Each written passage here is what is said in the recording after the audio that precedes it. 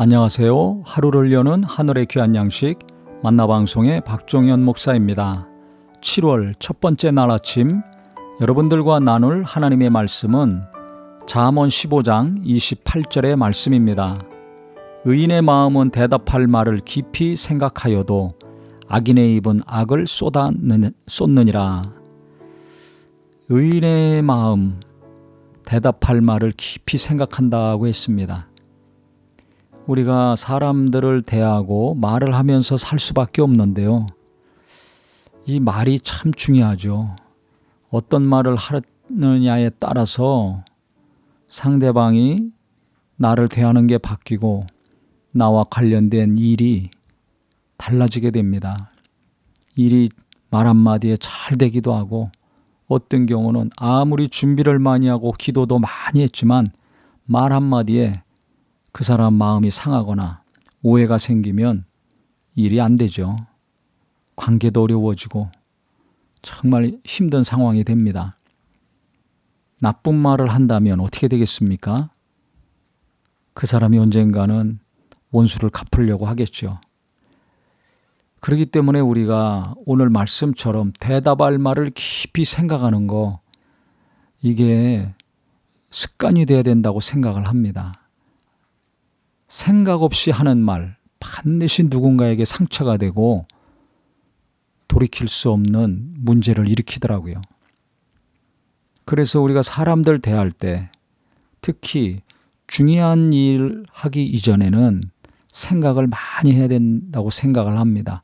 기도도 하면서 어떻게 말해야 될까? 어디까지 말해야 될까? 이것을 자세하게 말해야 되는가? 아니면 대충 말해야 되는가? 사람에 따라, 환경에 따라, 일에 따라 생각을 많이 해야 됩니다. 신중해야 된다는 얘기죠.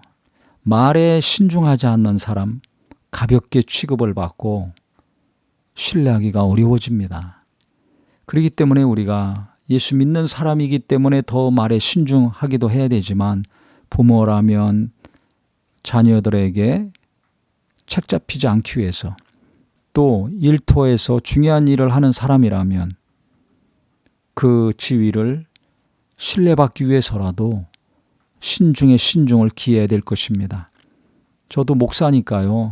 광고 한마디 한마디 할 때도 굉장히 신경 쓰고 합니다.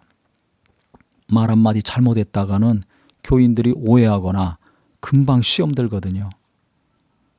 그 짧은 한마디지만 그것을 어떻게 말하느냐 너무 중요합니다. 설교는 말할 것도 없고요.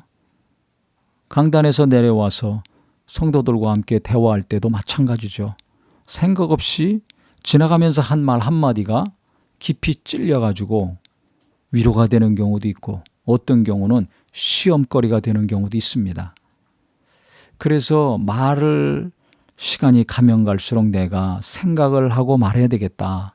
중요한 일이 있을수록 내가 깊이 생각하고 말해야 되겠다.